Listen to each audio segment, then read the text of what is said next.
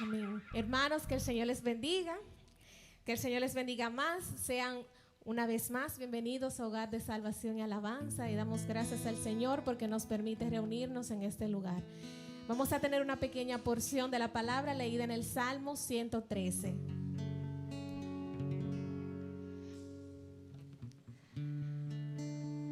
Salmo 113.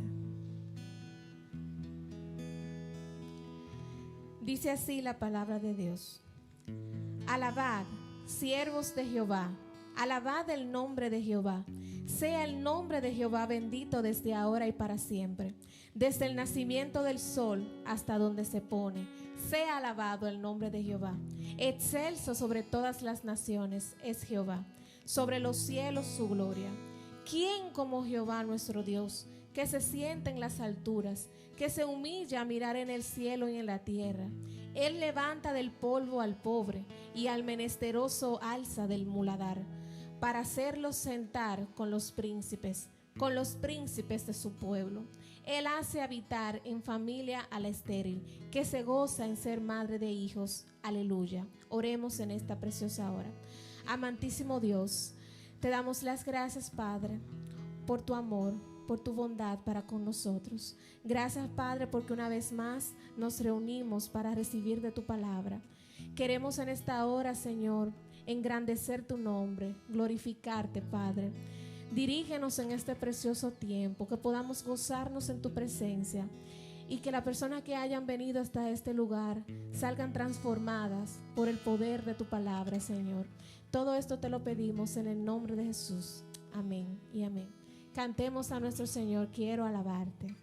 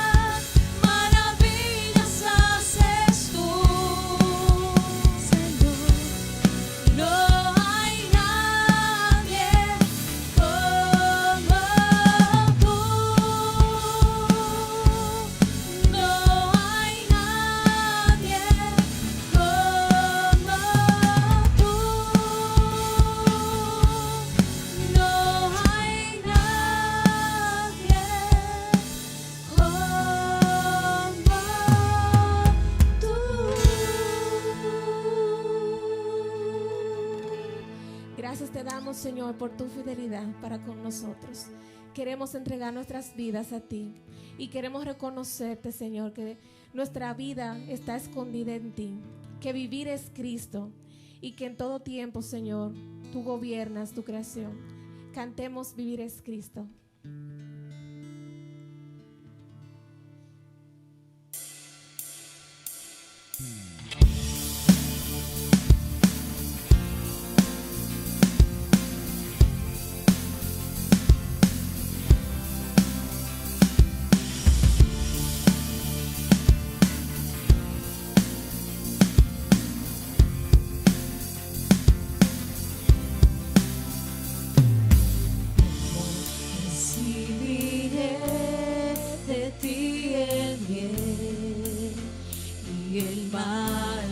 Rechazaré si sé que tú eres Señor, soberano y justo.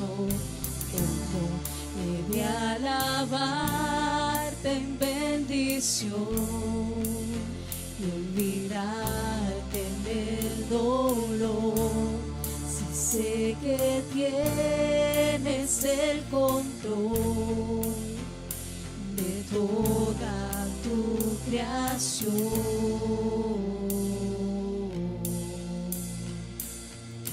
¿Cómo he de creer en ti al temer y dudar en la escasez?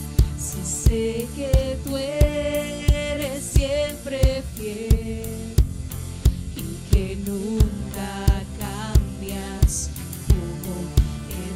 seguir en libertad y huir en la opresión, si sé que guardas para mí una eterna posesión.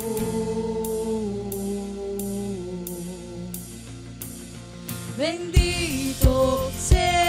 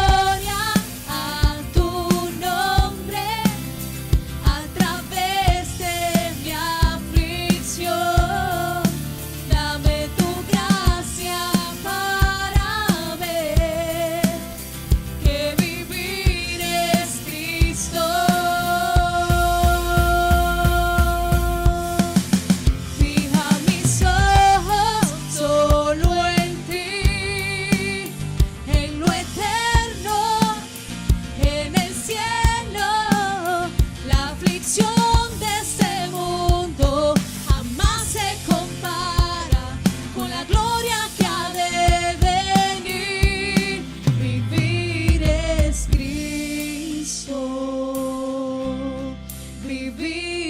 es Cristo, vivir es Cristo, vivir es Cristo.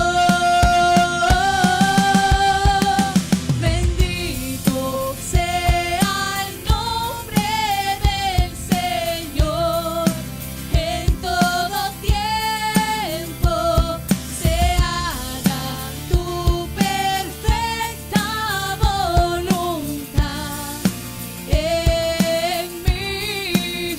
Daré gloria a tu nombre a través de mi aflicción. Dame tu gracia para ver que vivir es Cristo. Vivir es Cristo.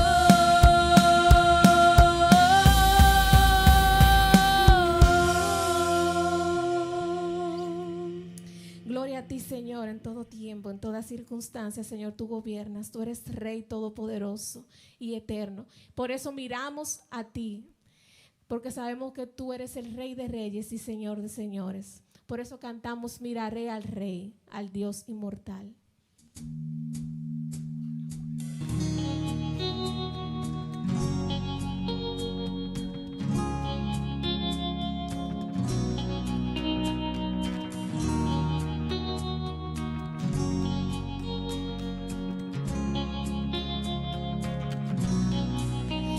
Veo los tiempos que se oscurecen, azota el viento y me estremece. El enemigo luce más fuerte contra los justos, planea la muerte. En quien mis ojos fijaré, miraré al Rey, al Dios inmortal, confiaré en Él, su ayuda vendrá, cantaré con fe, mi Dios en su trono está. Gobierna desde los cielos, todo lo observa, aún los secretos. Hará justicia, guiará su pueblo, nadie derriba su fundamento. En él mis ojos fijaré, miraré al Rey, al Dios inmortal, confiaré en él, su ayuda vendrá, cantaré con fe, mi Dios en su trono está.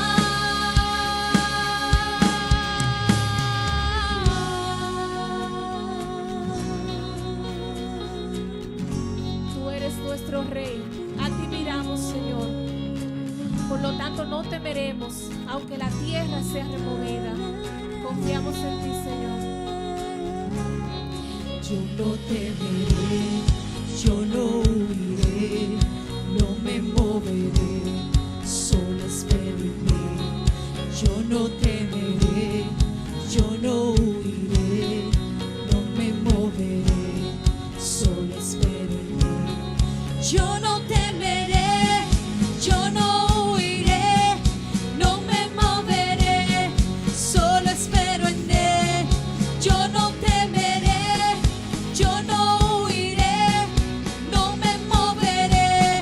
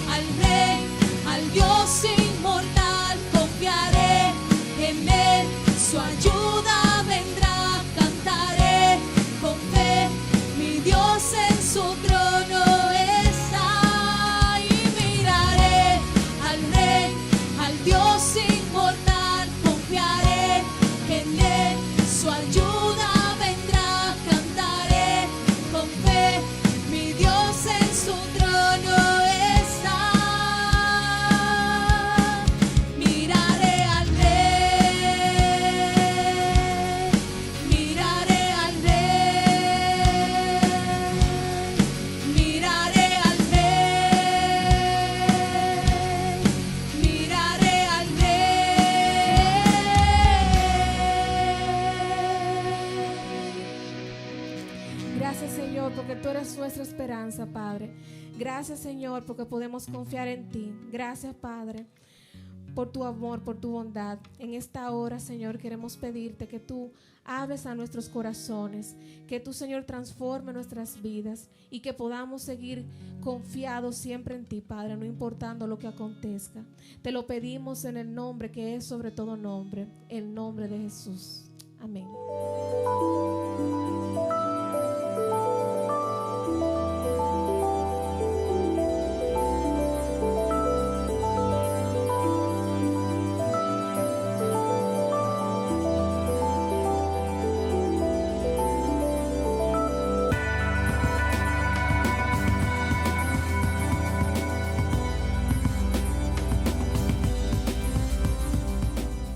Hace varios años, en un desfile de un circo en Milán, Italia,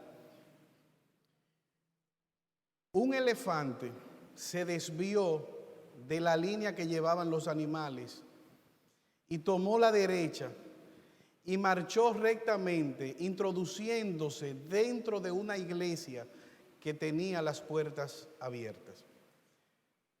Aquel elefante entró, miró a la congregación asustada, hizo algunos ruidos y volvió y salió de aquella iglesia, retomando nuevamente el desfile que llevaba el circo.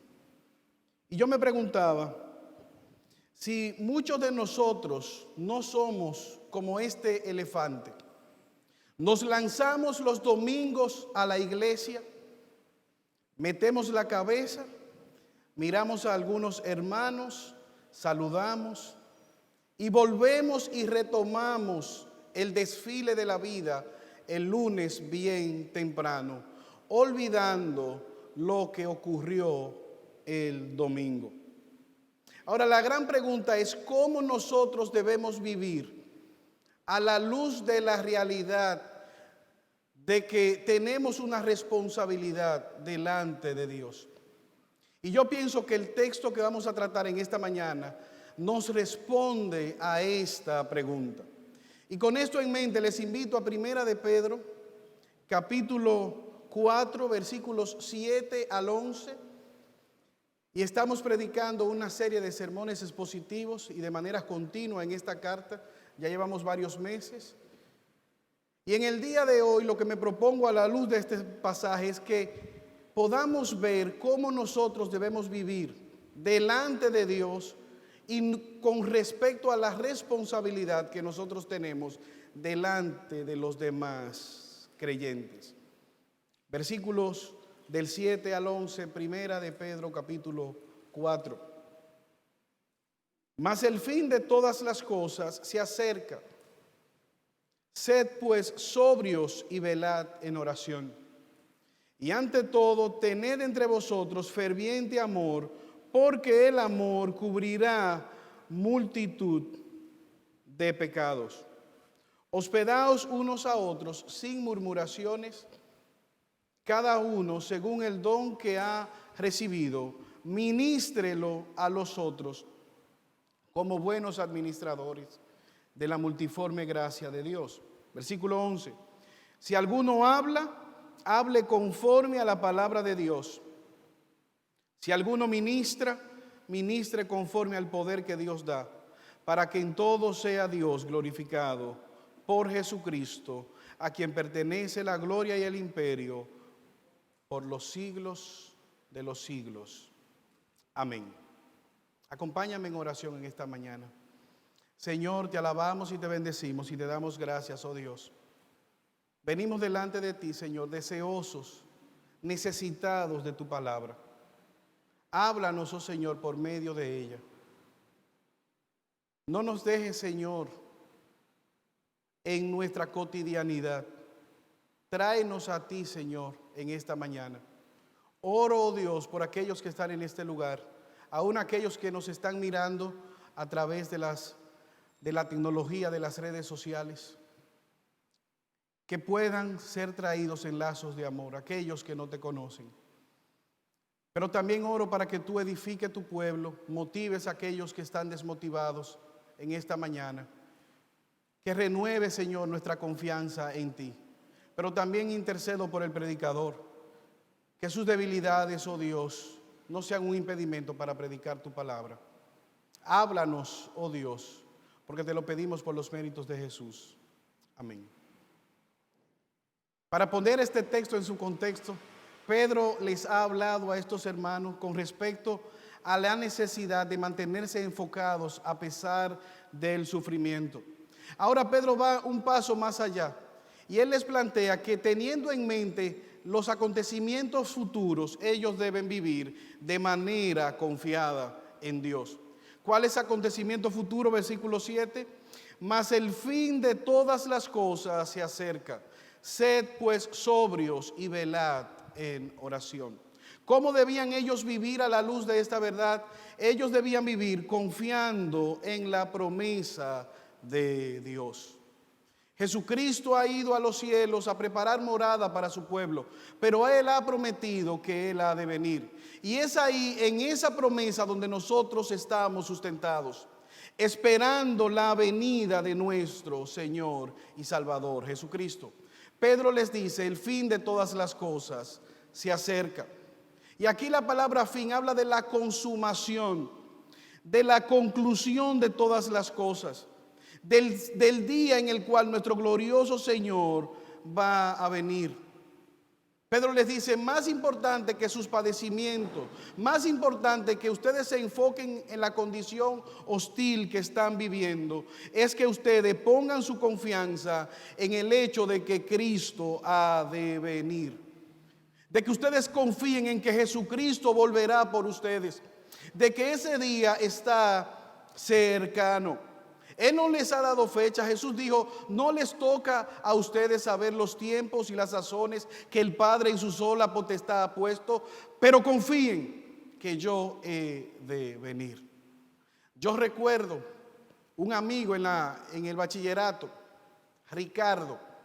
Ricardo era deportista y de hecho se alistó en la milicia. Y un día en su entrenamiento, a Ricardo le dieron una misión. Él debía cuidar un polvorín, un almacén donde habían armas en la base militar en Santo Domingo. Y le entregaron un viejo fusil para él cumplir con esta tarea. Él debía amanecer parado vigilando este edificio. Pero alguien le dijo, mira Ricardo, la asignación que a ti te dieron es una prueba. En medio de la madrugada van a enviar a otro militar que va a tratar de quitarte el fusil para que cuando tú amanezcas, tú no tengas el fusil. Y entonces cuando tú vayas a rendir cuenta, ahí te van a meter preso y te van a poner de castigo a hacer ejercicio. Ricardo dijo, ¿y qué yo voy a hacer? Porque a mí me gusta dormir. Entonces se le ocurrió la idea de conseguir una cinta pegante ancha, un masking tape.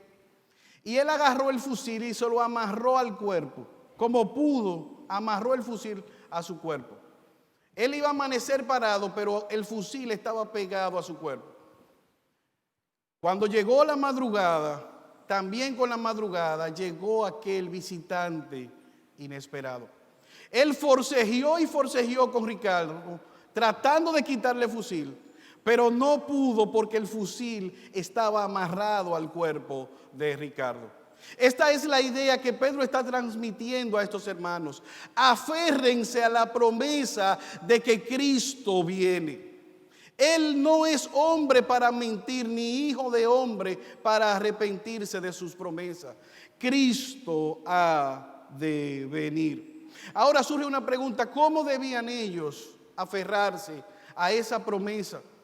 Es una dependencia, pero es una dependencia que está centrada en Dios, no es con nuestras propias fuerzas. Parte B del versículo 7. El apóstol Pedro le dice, sean sobrios y velad en oración.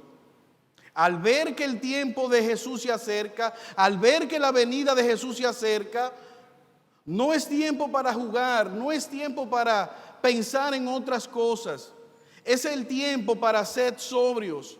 Y la palabra sean sobrios es sean intencionalmente serios. Evalúen con seriedad lo que ustedes están haciendo. Evalúen con seriedad dónde ustedes han puesto su confianza. El apóstol Pedro les dice: tengan una mente clara, sobriedad, una mente que no esté controlada por ninguna sustancia narcótica, sino que está lista para la oración. Sobriedad al orar, sobriedad para presentarse delante del Señor, sobriedad para clamar por ayuda en medio de la prueba y de la dificultad. Jesús mismo, fue ejemplo de una oración ante el sufrimiento. En Mateo capítulo 26, versículos 38 al 39. Acompáñeme por favor. Mateo capítulo 26, versículos 38 al 39.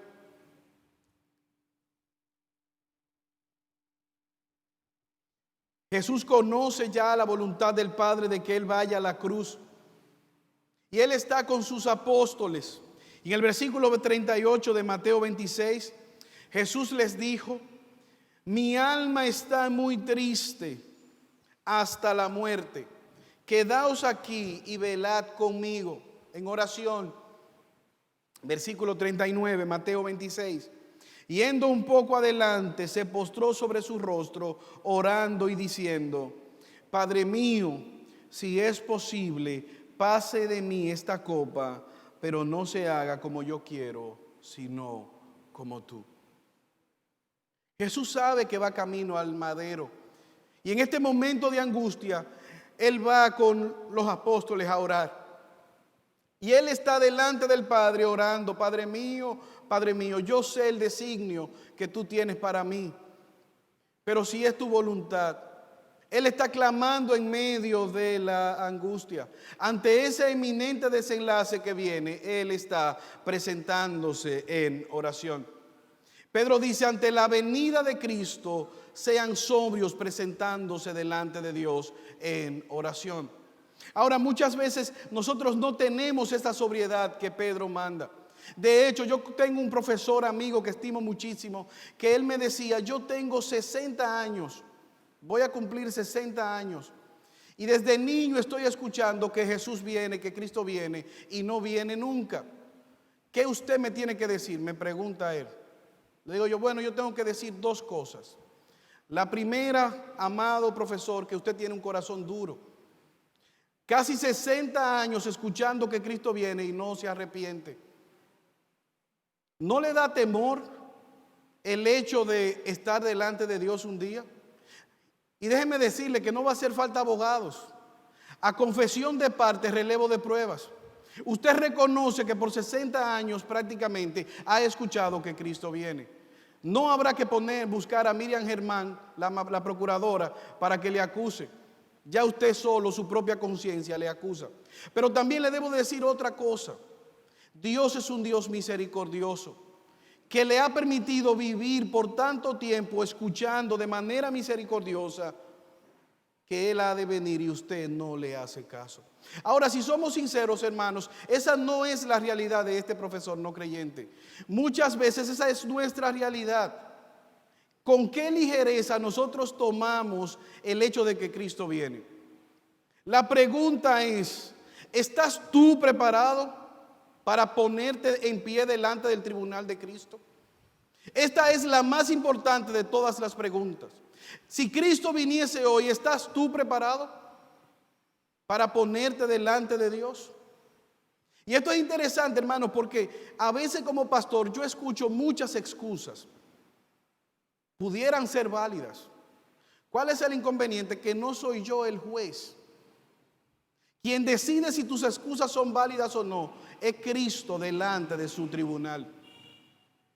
Pero también debemos reflexionar cuán poco nosotros oramos, cuán poco venimos delante de Dios a presentar nuestras necesidades. Y al hablar de oración no me refiero a oraciones congregacionales, a esas oraciones con palabras rebuscadas y rimbombantes que hacemos. Me refiero a esa oración genuina de un corazón quebrantado que viene en dependencia delante de Dios, clamando por oportuno socorro y por misericordia. Me refiero a esa oración, no tipo lista de supermercado. Señor, dame esto, concédeme aquello, bendíceme aquí. No, una oración buscando realmente el rostro del Señor, buscando la ayuda del Señor, buscando la dirección del Señor, buscando que el Señor nos fortalezca. Qué poco nosotros oramos. Ahora, se hace evidente, amados hermanos, que una relación vertical con Dios, una vida vivida en dependencia o confiando en esa promesa de que Cristo viene, tiene manifestaciones horizontales.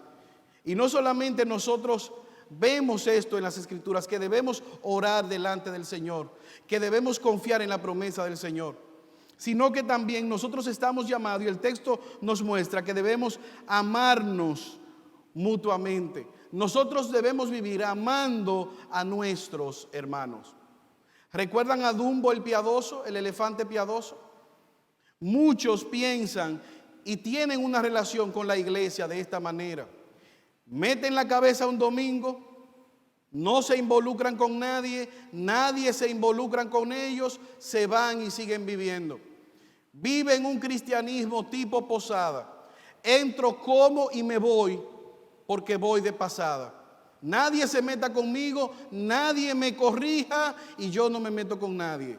Vengo, como, me voy y si te veo te saludo por cortesía. Pero eso no es lo que nosotros vemos en el Nuevo Testamento.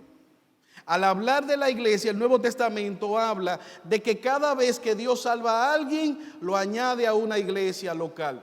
De hecho, nosotros estamos hablando en la mañana de hoy a una iglesia, a un grupo de iglesia que Pedro está pastoreando por medio de una carta. Y todo el Nuevo Testamento son cartas, en su mayoría, dirigidas o a pastores, en el caso de Timoteo y Tito, o a iglesias que estaban compuestas de personas reales. El Nuevo Testamento habla de la iglesia como el cuerpo de Cristo, el rebaño, el redil, la familia de la fe. Y todo esto implica una comunidad de creyentes. ¿Cómo nosotros debemos vivir? Versículo 8, amando a nuestros hermanos. Y ante todo, tened entre vosotros ferviente amor, porque el amor cubrirá multitud de pecados. ¿Cómo debe ser el amor? Ferviente. Un amor intencional, con baterías incluidas. Un amor que no se gasta. Y esto es un mandato contracultural. ¿Por qué? Porque estos hermanos, debemos recordar, estaban pasando por una temporada de sufrimiento. ¿Y qué solemos los seres humanos hacer ante el sufrimiento? Nos aislamos de manera egoísta y no pensamos en el bien de los demás. Pero Pedro les dice todo lo contrario. A pesar de las circunstancias, ustedes tienen que estar motivados para amarse de una manera ferviente. El amor es ese pegamento que mantiene unida la iglesia. Un amor ferviente. Pero también ese amor que describe Pedro es un amor perdonador. Versículo 8, parte B. Porque el amor cubrirá multitud de pecados. Es evidente. Pedro no da opción. Pedro dice, en medio de ustedes se hará evidente el pecado. Ustedes pecarán contra otros y otros pecarán contra ustedes. Y por lo tanto, ese amor ferviente tiene que ser un amor perdonador, capaz de cubrir multitud de pecados. ¿Y qué significa cubrir multitud de pecados? Primeramente, lo que no significa. Pedro no está diciendo aquí que ellos vieran o viesen a un hermano camino a la destrucción en una conducta pecaminosa y ellos dijesen, no, como yo te amo, sigue por ahí y destrúyete. ¿Qué padre que ama a su hijo va a permitir, va a ver que él va por un camino de peligro o de muerte y él se va a quedar tranquilo? Eso no es lo que Pedro está diciendo.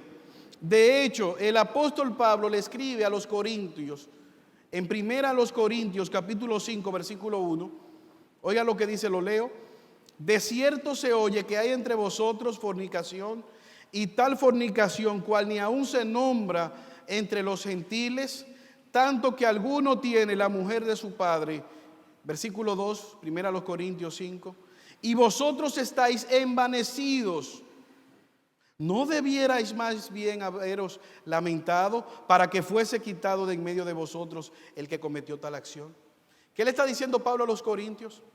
Ustedes deberían estar avergonzados. ¿Por qué? Porque hay un hombre entre ustedes, probablemente en el liderazgo, que está viviendo maritalmente con su madrastra. Y al ustedes ser cuestionados, ustedes dicen, ay, que somos una iglesia amorosa. Eso no es lo que significa que el amor cubrirá multitud de pecados. Este es un hombre que estaba impenitente, sin arrepentimiento. Salía del culto a practicar ávidamente su pecado. Ahora, ¿qué significa que el amor cubrirá multitud de pecados?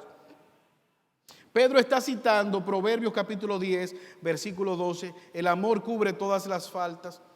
Santiago capítulo 5, versículo 20. Sepa pues que el que haga volver al pecador del error de su camino, salvará de muerte un alma y cubrirá multitud de pecado. Algunos creen que este era un proverbio que circulaba en la iglesia primitiva. ¿Qué es lo que está diciendo Pedro? Por el amor ferviente que tú tienes, tú vas a buscar a ese hermano que ha confesado su pecado. ¿Y qué vas a hacer? Le va a manifestar la misericordia, el amor que Dios ha tenido para contigo. De manera activa, si Dios le ha perdonado, como dice el Salmo capítulo 32, versículo 1, bienaventurado aquel cuya transgresión ha sido perdonada. De manera activa, ¿qué debe hacer la iglesia? ¿Qué debemos hacer los hermanos? Perdonar, puesto que Dios es un Dios perdonador. Manifestar la misericordia de Dios. Manifestarle a ese hermano, a esta hermana que ha caído, el mismo amor y la misericordia que Dios ha tenido para con nosotros. Un amor ferviente, pero un amor misericordioso. Pastor, ¿y qué usted tiene que decirle a aquellas personas que dicen que la iglesia es un lugar lleno de pecadores y de gente hipócrita? ¿Qué usted le dice? Que venga, que hay espacio para más. Donde hay amor, el amor fluye con más libertad. Lo que Pedro está diciendo, misericordiosamente el amor cubrirá multitud de pecados. Que no le lleves un inventario de pecados. Como dijo un hombre, cada vez que mi esposa se enoja contra mí se pone histórica. Y alguien le escuchó y le dijo, no, será histérica. Y el esposo dijo, no, histórica, porque ella comienza a sacarme una libreta de todas las cosas malas que yo le he hecho a lo largo de la historia. Que cuando nuestro hermano peque contra nosotros, no hagamos eso y comencemos a recordarle, sí, pero tal fecha, tal cosa y tal cosa. ¿Por qué? Porque la Biblia nos enseña que eso no es lo que Dios ha hecho con nosotros. Él nos ha perdonado y nos ha adoptado como sus hijos. Ahora, ¿cómo se evidencia en la iglesia ese amor? Versículo 9, un amor hospitalario, hospedaos los unos a los otros sin murmuraciones. Pedro le dice, sean hospitalarios. En el día de hoy es fácil usted encontrar un lugar donde hospedarse, pero cuando Pedro está escribiendo, las posadas eran lugares peligrosos. Y literalmente la vida de los hermanos dependían de alguien que le hospedara. Aunado a esto, el hospedar tenía otra implicación. Y era una implicación evangelística. Los misioneros se movían de una ciudad a otra y contaban con la ayuda de aquellos hermanos para poder predicar el evangelio. Se instalaban en las casas, no existían como ahora los edificios, los templos como nosotros los tenemos. Por lo tanto, era indispensable ser hospitalarios. De hecho, Dios se toma tan en serio la hospitalidad que es una de las cualificaciones tanto de los diáconos como de los pastores. Se requiere que sean hospitalarios. Pero el apóstol Pedro dice, hospedaos unos a otros.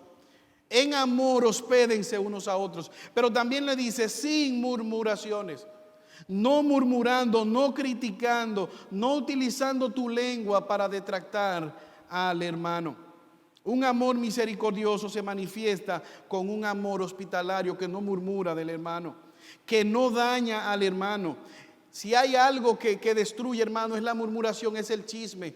Familias son destruidas por la murmuración.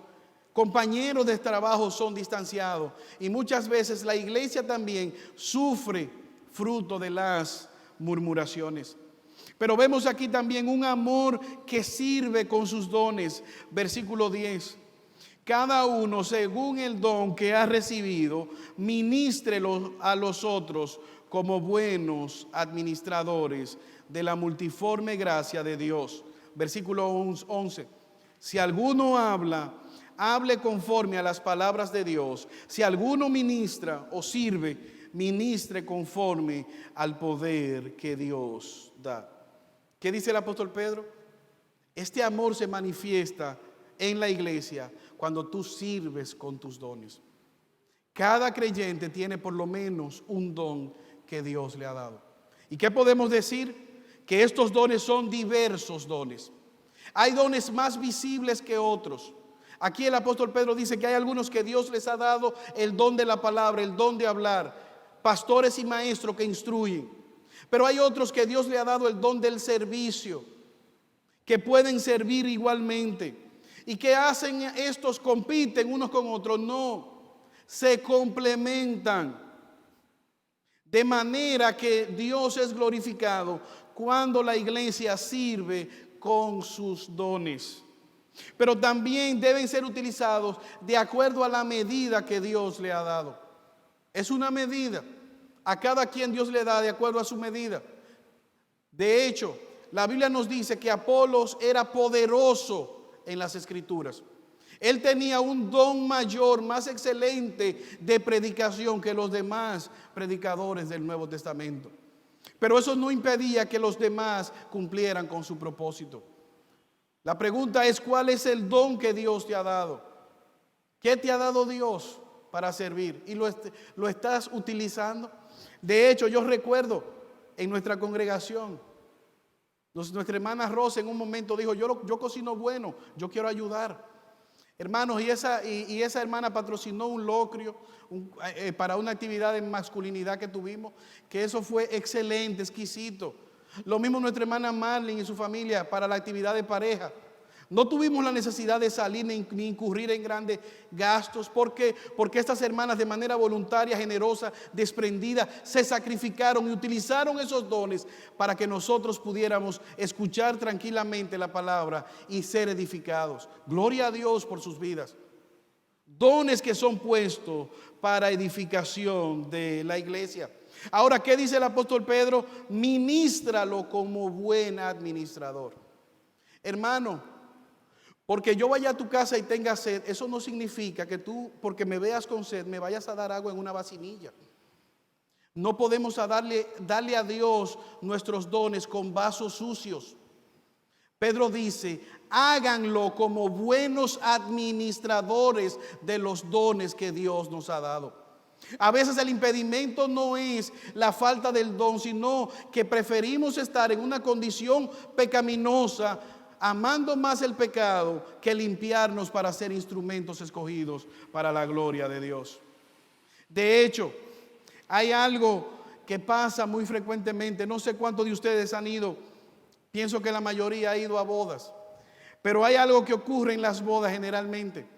Todo el mundo está planchadito, arregladito, las mujeres van al salón, pero al momento de la boda el novio está ahí, nervioso, esperando a la novia en el altar. Casi siempre las novias llegan tarde, eso está en el protocolo. Ella va a llegar 2 horas después de lo pautado. Los niños, si están invitados, generalmente no invitan niños, pero los que van están correteando. Hay una señora tratando siempre de llevarse algo de la mesa de los postres. Esa es la dinámica de las bodas. Ahora hay algo que nunca se queda en una boda, y es que alguien o lo graban o alguien viene y lo lee. Hay un texto que siempre se lee en las bodas. Primera a los Corintios, capítulo 13. Ese texto no se queda en la mayoría de las bodas. Si yo hablase lenguas humanas o aún angélicas y no tengo amor, nada soy. Ahora, hermanos, ese texto dice todo lo contrario para lo que se está utilizando. Quizás sea este uno de los textos más mal empleados de todas las Escrituras. ¿Por qué? Porque usted lee la carta primera a los Corintios y es una iglesia totalmente desastrosa. De la mesa del Señor salían borrachos o con hambre. Se estaban pleiteando y demandándose en los tribunales. La iglesia parecía un partido político. Algunos decían, yo soy de Pablo, yo soy de Pedro, y aparecían los más espirituales diciendo, yo no sigo a hombre, yo soy de Cristo. Acabamos de decir que uno probablemente de los líderes habitaba maritalmente con su madrastra. Pablo les llega a decir, yo espero que ustedes no se muerdan unos a otros. Ahora, cuando Pablo está reflexionando sobre esta iglesia, dice, ¿qué es lo que pasa con esta iglesia? Oh, pero esta iglesia lo que falta es amor. Estos hermanos no se tienen amor los unos a los otros. Pero mucho menos le tienen amor al no creyente que está viendo su mal testimonio. Y es ahí en ese contexto donde sale primero a los Corintios 13. Por eso Pablo le dice, a los corintios les encantaban hablar lenguas. Y Pablo le dice, miren, si ustedes hablaran todas las lenguas humanas y se las aprendieran todas y las gastaran, y entonces cogieran clase de lenguas angelicales y no tienen amor, eso no sirve para nada. Ahora, si ustedes me hicieran caso y profetizaran, o sea, proclamaran la verdad de Dios, el don favorito de Pablo para con ellos, y tampoco lo hicieran con amor, estarían haciendo lo mismo. Es decir, hermanos, que lo que Pablo les está diciendo es que cuando la iglesia se entrega de manera pecaminosa a vivir sin tener en cuenta el amor hacia Dios y el amor los unos a los otros y el amor hacia los no creyentes, es como un instrumento que lo que hace es ruido, un instrumento que no cumple con su propósito. Ahora, ¿qué hemos visto? Nosotros hemos visto que debemos confiar en la promesa de Dios. Hemos visto que a la luz de este pasaje debemos amarnos los unos a los otros. Ahora debemos vivir finalmente buscando la gloria de Dios. Versículo 11, parte B del versículo 11.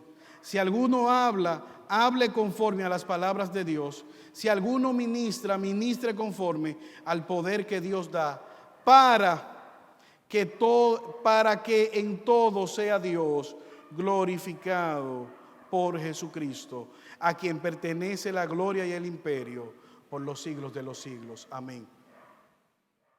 Pedro aquí les da una doxología. Todos lo que ustedes hagan, háganlo para la gloria de Dios. Ese debe ser el objetivo de su vida, buscar la gloria de Dios.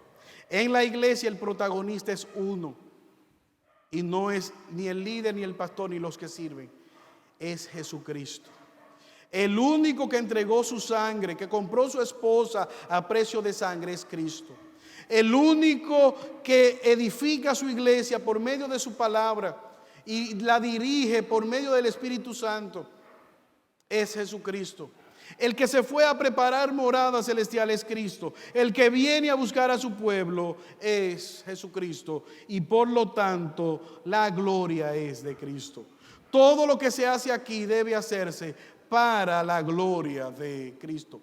Por eso, hermano, es que no hay una competición con los dones. ¿Por qué? Porque al final el que habla, habla para la gloria de Cristo. El que sirve, sirve para la gloria de Cristo. Y es Cristo quien ha de dar la recompensa a cada quien. Y esto es interesante que nosotros entendamos, porque a veces nosotros pensamos, a mí no se me reconoció o a mí no se me valora. Hermano, busca la valoración de Cristo, busca la aprobación de Cristo, busca la recompensa de Cristo. Los seres humanos podemos equivocarnos o quizás no valorar el esfuerzo que hacen, pero Cristo no pasará por alto tu trabajo si lo hace para tu gloria. Permíteme ilustrarlo. En el lugar donde yo trabajo, se quemaron unos bombillos en el quirófano. Y el administrador fue a la ferretería a comprarlo. Y él compró los bombillos que más alumbran. ¿Qué pasó? Que no funcionaron. Entonces él no entendía por qué, si esos bombillos alumbraban más que los otros, no servían. Y yo fui con él y le dije, mira, yo te voy a explicar qué es lo que pasa para que tú lo entiendas. Pon tu mano en la mesa quirúrgica. Y él puso su mano en la mesa quirúrgica. Yo encendí la lámpara y le enfoqué. Le dije, ¿cómo tú ves? Y dice, oh, estos bombillos clarísimo. Yo veo bien. De hecho, veo que tengo hasta que lavarme la mano de tanta claridad que tengo. Hay un problema, esos bombillos no funcionan. ¿Pero por qué se alumbran más? Le dije, ven, yo te voy a mostrar. Lo llevé a otra sala de cirugía donde habían bombillos de lo que nosotros queríamos. Y le dije, pon la mano de nuevo. Dice, ¿y qué tú ves ahora? Que estos bombillos alumbran menos. Dice, sí, pero aparte de eso, fíjate, mira. Te voy a alumbrar el pulgar. Y le puse el foco en el pulgar. Te voy a alumbrar la muñeca y puse la luz en la muñeca. Y entonces le dije, ¿sabes cuál es la diferencia? Que aquel bombillo ilumina toda el área. Este bombillo, esta lámpara da foco, puede enfocarse en un solo punto. Y él entendió la diferencia entre ambos bombillos. En la iglesia toda la gloria apunta a un solo foco. Y por eso Pedro puede terminar este pasaje, este sermón con una doxología. A Jesucristo sea toda la gloria.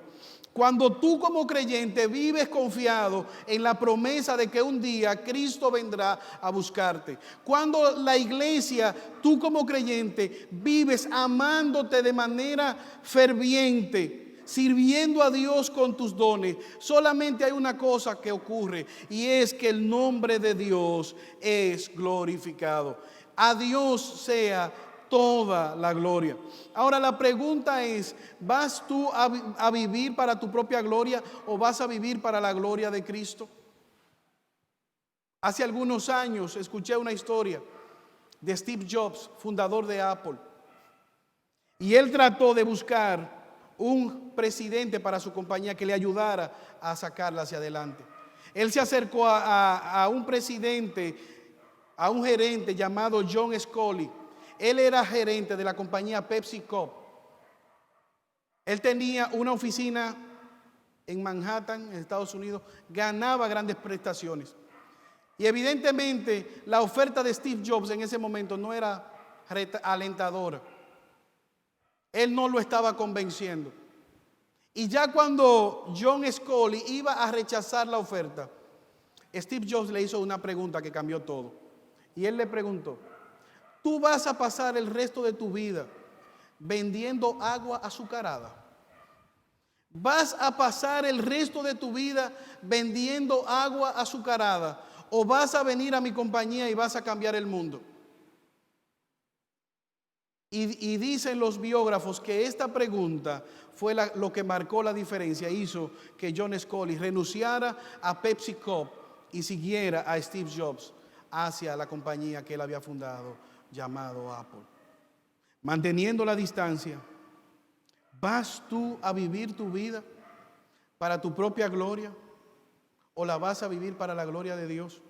¿Vas tú a vivir como viven los no creyentes, detrás de cosas simplemente materiales, una casa más grande, una ropa de mejor marca, detrás de las redes sociales, como viven aquellos que no tienen temor de Dios? ¿O vas a vivir para la gloria de Dios? Oremos en esta hora. Señor, te alabamos y te bendecimos y te damos gracias. Gracias, oh Dios, por tu palabra. Edifícala. Ciméntala, Señor, en nuestras vidas. Ayúdanos, oh Señor, a vivir cada día confiando, oh Señor, en esa promesa gloriosa de que tú has de venir. Ayúdanos, oh Señor, a amarnos cada día fraternalmente. Ayúdanos, oh Señor, cada día a vivir para tu gloria. Porque te lo pedimos por los méritos de Jesús. Amén. Hermanos, Dios les bendiga. Dios les